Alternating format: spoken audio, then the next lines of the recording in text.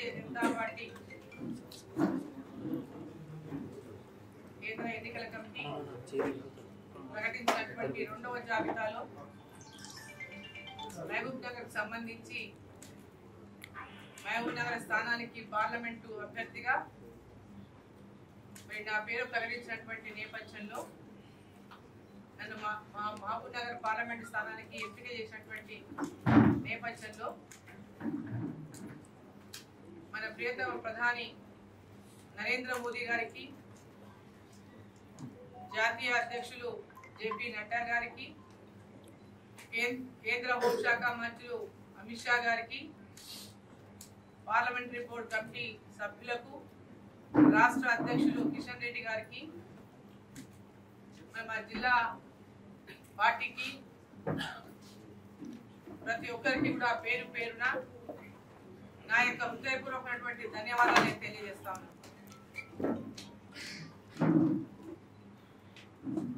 ఈరోజు మహబూబ్ నగర్ స్థానం గత ఎన్నికల్లో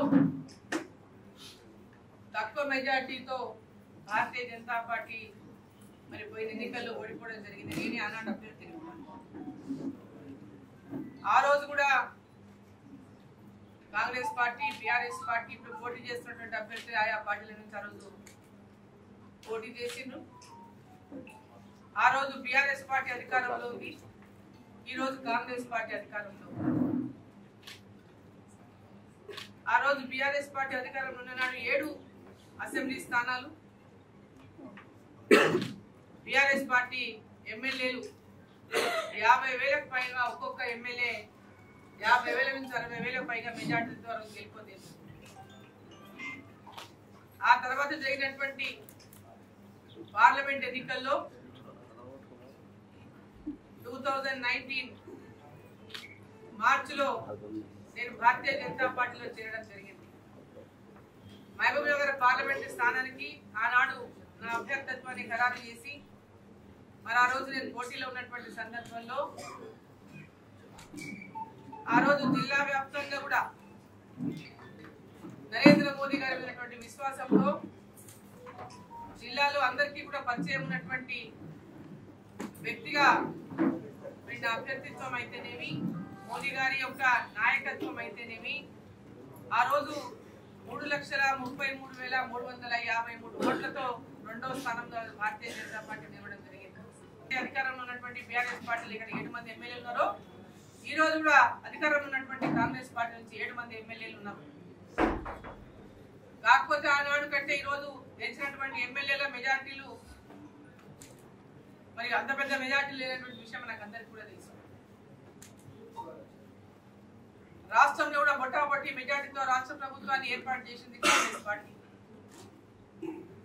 ప్రజల లోపల పెద్ద ఎత్తున 6 గ్యారెంటీల విషయంలో హామీయే గాని, బీఆర్ఎస్ బీజేపీ పొత్తు అనేటువంటి అబద్ధపు ప్రచారమే గాని, భారతీయ జనతా పార్టీ పెద్ద ఎత్తున ఆనాడు బీఆర్ఎస్ పార్టీకి వ్యతిరేకంగా అనేక పోరాటాలు చేశాం. జైలుకి వెళ్ళిన భారతీయ జనతా పార్టీ కార్యకర్తలు, నాయకులు పెద్ద ఎత్తున బీఆర్ఎస్ పార్టీకి తీవ్రమైనటువంటి వ్యతిరేకాన్ని తెలంగాణలో నిర్మించింది భారతీయ జనతా పార్టీ.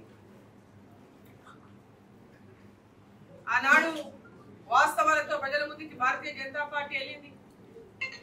అబద్ధపు హామీలతో ప్రజలని మోసం చేయదలుచుకోకుండా ఏది అధికారంలోకి వస్తే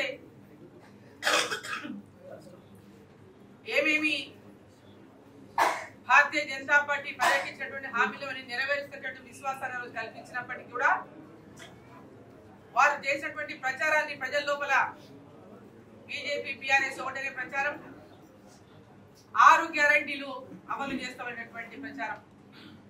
ఈ 2 ప్రచారాలను భారతీయ జనతా పార్టీ ప్రజలను నమ్మించగలిగింది, కాంగ్రెస్ పార్టీ ప్రజలను నమ్మించగలిగింది. కాంగ్రెస్ పార్టీ అధికారంలోకి వచ్చింది. ఈ రోజు ఇచ్చినటువంటి హామీలు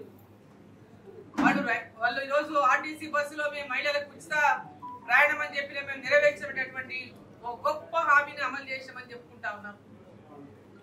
ఈరోజు గ్రామీణ ప్రాంతాల్లో ఒక గ్రామం నుంచి ఇంకో గ్రామానికి బస్సులే లేనటువంటి పరిస్థితులు.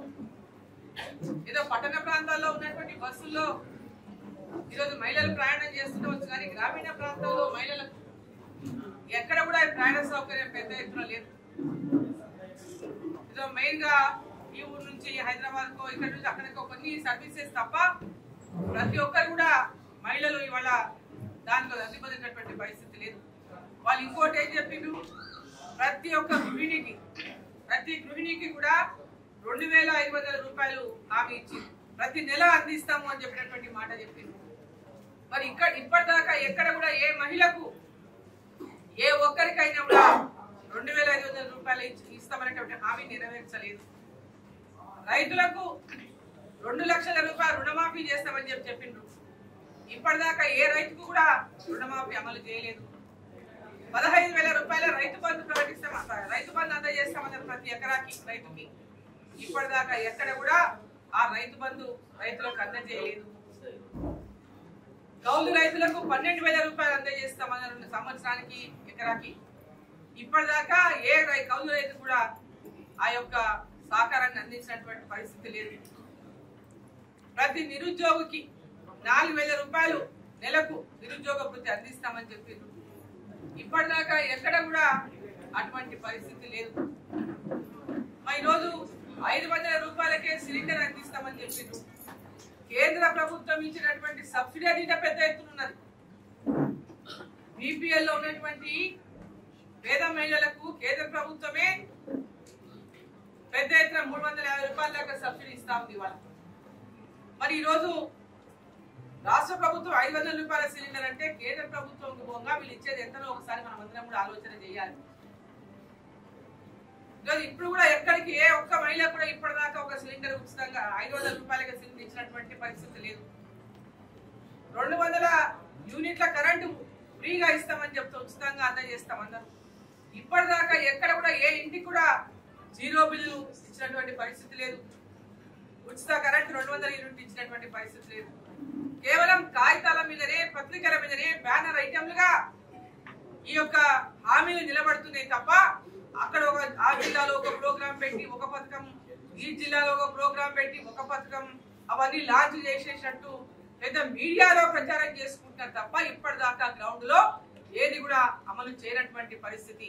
అది కూడా పార్లమెంట్ ఎన్నికలు ఉన్నాయని, పార్లమెంట్ ఎన్నికల్లో లబ్ధి పొందడానికి మాత్రమే ఈ పథకాలను పెద్ద ఎత్తున ఒక్కొక్క దగ్గర ఒక బహిరంగ సభను పెట్టుకొని వీటిపైన ప్రకటన చేస్తా ఉన్నారు. ఇప్పుడు అమలు చేస్తాం, అప్పుడు అమలు చేస్తామనేటువంటి మాట. ఎన్నికల లోపు ఇవేమి కూడా ప్రజలందరికీ అందించినటువంటి పరిస్థితి లేదని కూడా ఈ సందర్భంగా తెలియజేస్తా ఉన్నా.